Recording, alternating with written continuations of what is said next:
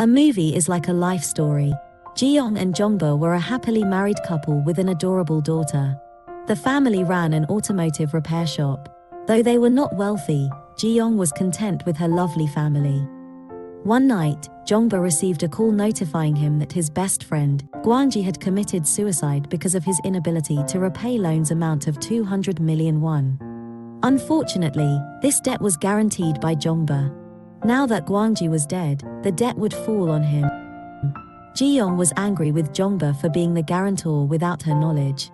As a result, the couple had to sell the car dealership and house to pay off the debts. They moved to a shabby rental house. The financial difficulty forced Jongba to seek help from Wen Dao. He knew that Wen Dao had made a fortune from overseas in recent years. Wen Dao offered Jongba a job to bring unpolished gems from France back to South Korea.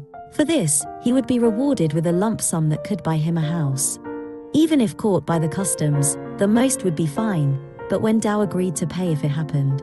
Wen Dao asked Jongba to consider this opportunity. Ji-young suspected there must be something tricky, but Jongba ignored his wife's advice. Upon returning home, Ji-young met with their landlord, who was after rental payment. Ji-young asked for an extension of a few days. Jongba finally called Wen Dao to take up the task but was notified that they only wanted women for this job.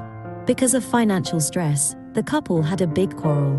Ji-young did not want her family to fall apart, so she took the risk to earn money. After leaving a note to Jongba, she departed. A few days later at Paris Orly Airport, Ji-young was stopped by the airport police. Sure enough, her instinct was accurate. The luggage did not contain gems but billions worth of cocaine. Ji-young did not know why she suddenly became a drug trafficker. Due to the language barrier, she could not explain herself. Soon Jongba received notification from the police that his wife had been arrested. He tried his best to explain that his wife was innocent, but the police didn't believe it. Now Wen Dao had also run away, nobody could testify Ji-young was innocent. The police officer asked him to call the South Korea embassy in Paris. Jongba called Lee Bin, an officer in the embassy office of Paris. He advised him to prepare lawyer fees while telling him that the Paris prison was not that bad. After that, Lee Bin consulted the embassy's consul if they were to interfere with the matter. The superior felt the case was too shameful, just leave the lower rank officials to deal with it. Lee Bin then brought some daily necessities to visit Ji-young. After getting Ji-young to sign a confirmation letter that she was not unfairly treated, Lee Bin left the prison. 3 months passed, and the winter in France was freezing. Ji-young was transferred to Martinique Women's Prison, where some violent prisoners were held. The prisoners discriminated against Ji-young, and her relatively short features could not protect her food sometimes. In addition, she suffered from being tortured physically and mentally. Jongba was not doing well either. He needed to take care of her daughter, raise money for lawyer fees, and find Wen Dao. As time passed, Jongba received a letter from France asking him to send some photos of his daughter and clothes. While packing, he found an old flyer in his wife's diary. The flyer reminded him about his promise to his wife to go to Caribbean Beach for holidays during their 10th year wedding anniversary. He suddenly felt very guilty. Jongba called Lee Bin to help transfer the necessity to the prison as he heard it would be faster, but Lee Bin was getting impatient, so he hung up the call. Jongba then had no choice but to deliver the parcel through the post office, which would take 20 days. The court extended Ji-young's trial another 4 months since the police had not found the main culprit. Ji-young was not able to understand the communication. The judge was surprised. Wouldn't South Korea send an interpreter? Soon after Ji-young received the parcel sent by Jongba, the letter's content touched her heart, and the photos of his daughter became her motivation to persevere in the prison. Finally, Wen Dao was caught by police. Perhaps due to the past friendship, Wen Dao admitted that Ji-young had transported drugs without knowing it during the court trial. The statement from Wen Dao made it easier to get Ji-young out of prison. Once the South Korean court sent the trial record to the France court, Ji-young would be released. Ji-young, who received the update, was very happy. The South Korea court sent the trial record to their embassy in France, but they were busy receiving a minister in the country. The document was being put in the cabinet, and everyone forgot about it later. After several months, the embassy discarded papers in the shredder. As the court did not receive the trial record, the judge had to extend the trial for Ji-young. Ji-young asked the judge what was going on. The judge reluctantly said that the South Korea embassy has no sense of responsibility. Since the trial exceeded 1 year, Ji-young was transferred out of prison to an outskirts apartment for supervision. Though she is out of the prison now, the isolated apartment did not provide enough food. Ji-young could only drink tap water when hungry. Due to long-term malnutrition, she lost tens of kilograms but also suffered severe hair loss. Jongba called the embassy to follow up on the status of the case, but Lee Bin avoided his call each time. Jongba knew that by now, he needed to depend on himself. He posted his dissatisfaction and the details of the case on the internet. The posts attracted a lot of attention and comments. With the pressure from the public, it forced the South Korean embassy to take some action. The consuls visited Ji-young. After almost a year, finally, Ji-young saw Korean.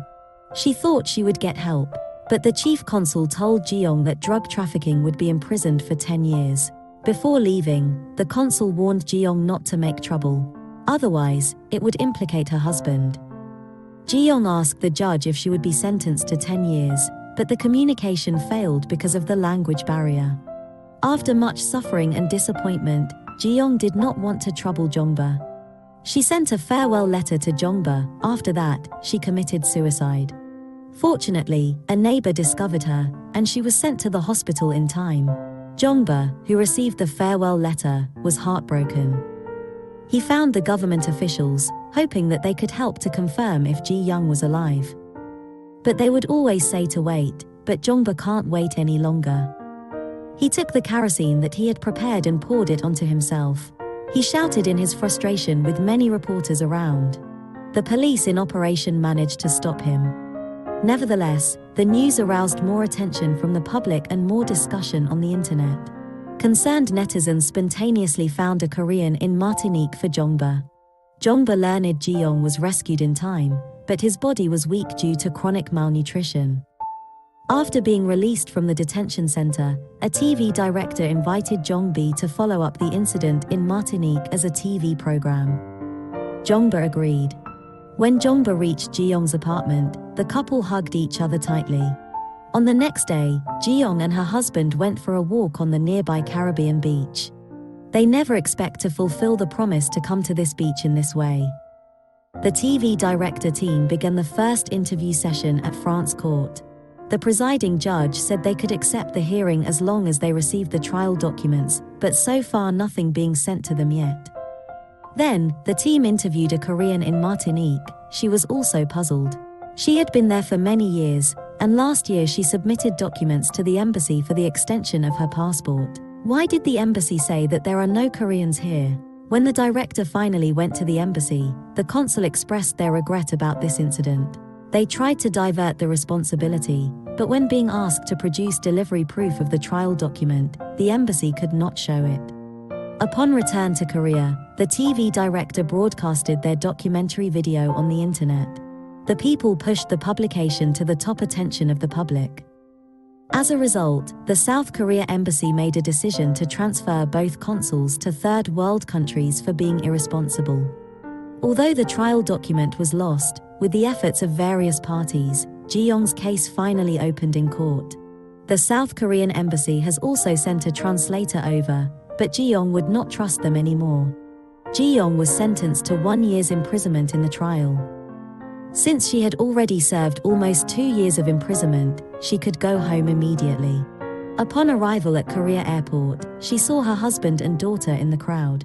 Ji-young hugged her daughter tightly. After dinner, the family had a group photo together. This would be the happiest moment for the family this winter. The movie's plot is adapted from the actual event, where a Korean passenger got the luggage swap that contained billions worth of cocaine. The Korean filmmakers dare to speak and shoot a movie and use realistic themes to satirize decent public officials and criticize society's dark side. The temptation for a quick fix for money often leads to the wrong move. Ji-young ended up with a task that almost ruined their family.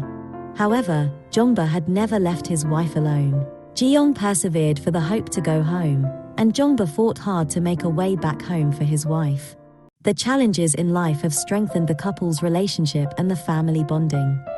The power of internet media shall not be undermined. It could help or damage you overnight. It was a key tool that helped Jongba in making the case get attention from the authorities. If we help someone to carry something, we must ensure we know that the contents of the luggage is legal before going to the airport. Well, that's all for today. We hope our movie summary reaches more people around the world. All we ask from you is to give a like as a support to us. Until next time, bye.